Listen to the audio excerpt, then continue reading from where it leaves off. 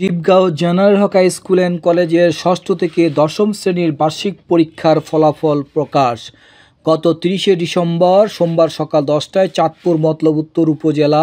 শিবগাঁও general Haque high school and কলেজের ষষ্ঠ থেকে দশম শ্রেণীর বার্ষিক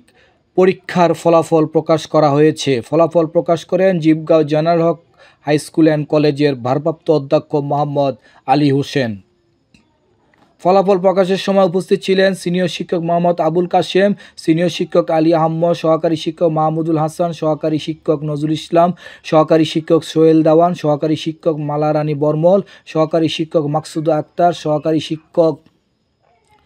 দেলোয়ার হোসেন, সহকারী শিক্ষক মোহাম্মদ সোহেল রানা, সহকারী শিক্ষক মোহাম্মদ আনোয়ার হোসেন সহ কর্মকর্তা কর্মচারীগণ উপস্থিত ছিলেন। অধ্যক্ষ আলী হোসেন বলেন, শ্রেণী উত্তরণের জন্য ষষ্ঠ থেকে নবম শ্রেণীর শিক্ষার্থীদের বার্ষিক ফলাফল প্রস্তুত করার ক্ষেত্রে প্রতিটি বিষয়ের মোট নম্বর হবে 100 ও 100 নম্বরের মধ্যে ধারাবাহিক অথবা শিক্ষণকালীন মূল্যায়নের গুরুত্ব হয়েছে 30%, লিখিত বার্ষিক পরীক্ষার গুরুত্ব হয়েছে 70%।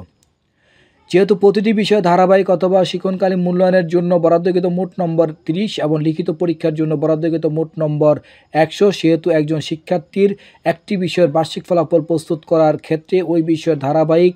অথবা শিক্ষণকালীন মূল্যায়নের তার প্রাপ্ত নম্বরের সঙ্গে লিখিত বার্ষিক পরীক্ষার প্রাপ্ত নম্বরের 70% যোগ করে ওই বিষয়ে বার্ষিক ফলাফল বা গ্রেড নির্ণয় করতে হয়েছে।